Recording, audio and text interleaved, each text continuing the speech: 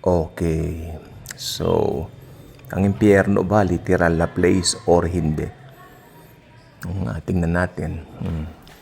Alam ko literal eh, 'di ba? Okay. Hindi ko lang alam na literal, totoong literal. May mga ibang turo na ang tawag dun sa turong ito is soul is sleep. They believe when a person dies, mawawala ng ulirat. Parang pagtulog lang daw. That's why they call it soul is sleep. Then, yung patay daw, o yung namatay na tao, Kristiyano, halimbawa, maghihintay ng araw ng pagdagit o ng pagdating ng Panginoon. Naniniwala pa yung mga taong yun na yung rapture, at second coming the same. So, it's not our doctrine. It's not in the Bible, tignan po natin. So, soul sleep at yung iba naniniwala ang hell daw ay hindi literal na place. Ito raw ay, sabi nila, according to them, ay parang matalinghagang kasabihan lang o parang, no, delikado po yun. Ang hell po ay literal na lugar. Ano ang katibayan? Maraming katibayan sa Biblia. At ang isa sa pinakamatinding katibayan dito ay ang ibinigay na, anong tawag dito ni Jesus? Kay Jesus yung talinghaga, no? Talinghaga nung Lazaro. O sasabihin ng iba, uy, talinghaga lang naman daw kasi yan eh. O, talinghaga nga siya, pero makinig ka muna. Bakit naman ibibigay ni Jesus ang talinghaga na hindi totoo? Di ba? Talinghaga yan kasi totoo. Literal ang hell. Ang hell, literal, kasi tingnan mo, nagkatawang-tawan Diyos para iligtas tayo sa hell. Alam niya ang pupuntahan ng tao kapag ka namatay ang tao nang wala ang pananampalataya sa Kanya. Kaya nga, niligtas niya ang tao, nagkatawang tao siya. Simple o hindi? Simple lang eh. No. Literal po ang hell. Pananakot, matatakot kapag ka hindi ligtas ang isang tao. Matatakot kapag ka hindi tinanggap ang Panginoong Hesus. Hindi pupunta ang tao sa hell dahil makasalanan siya. Pupunta ang tao sa hell na literal dahil nireject niya si Jesus. Ano ba mga uri ng hell kasi eh? Ano ba? Unang-una, Hades. Tapos Tartarus. Tapos Gehenna. O ano naman ang kaibahan ng mga ito? O ang Hades, ito ang kinapupuntahan ng mga taong namamatay ngayon. Okay? Makinig mo mabuti. Ito ang pinapuntahan ng mga tao ngayon na hindi ligtas. Sa church age, pag namatay ang isang taong hindi ligtas, pupunta muna ng Hades. Okay? Tapos, ano naman itong Tartarus?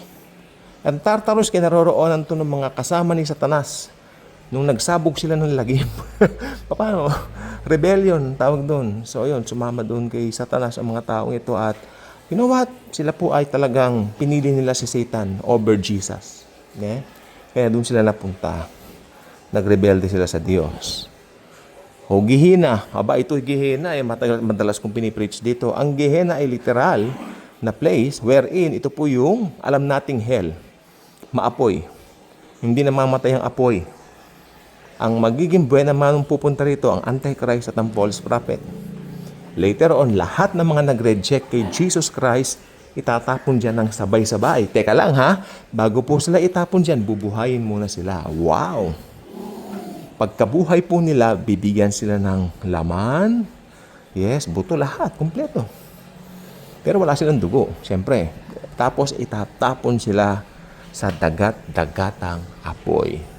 At doon ay hindi namamatay ang apoy, magpakailan-kailan pa man. May literal bang hell na Gehenna? Yes. Makikinig kayo sa mga preachings na ganito kasi ito ang katotohanan. Oh. Bakit mo i-preach na walang Gehenna hell? Ano yun? Sasabihin nila, makatarungan kasi ang Diyos. Hindi niya hayaan ng tao na masunog forever and ever. Ayun na nga, makatarungan nga ang Diyos kasi pinadala niya ang kanyang bugtong na anak Ang sino man tatanggap, maliligtas. Punta ng langit, yung mga magre-reject. Hindi naman kalooban ng Panginoon na itapon ng mga, makinig mo mabuti, hindi kalooban ng Panginoon na itapon ng mga taong namamatay na unbeliever sa hell. Pero, pinili nila yan by rejecting Jesus Christ and sumama kay Satanas. Kaya, mapupunta na sila doon. Okay? So, ito po ay literal na hell. I'm talking about a literal hell here. Okay? Huwag niyong isipin na ang turo ng hell ay isang katawa-tawang bagay. May mga nakikita kong palabas ngayon.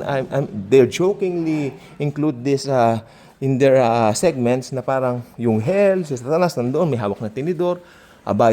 kahabag-habag po kayo pag kayo po inabutan ng kamatayan ninyo na hindi nyo tinatanggap ang Panginoong Hesus at hindi nyo pinahahalagahan ang mga bagay na spiritual. Dahil ito pong sasabihin ko po sa inyo, nasa huli ang pagsisisi. Habang may panahon pa, sabi ni Jesus, "Come to me, all of you who are heavy laden, I will give you rest." The only one who can give us rest, si Jesus. I am knocking at the door of your heart. Anyone who will open me, I will come in and we will sup together. Sabay kaming kakain ng hapunan. Napakaganda po. Pangako ni Lord, so open your heart right now to Jesus. God bless everyone.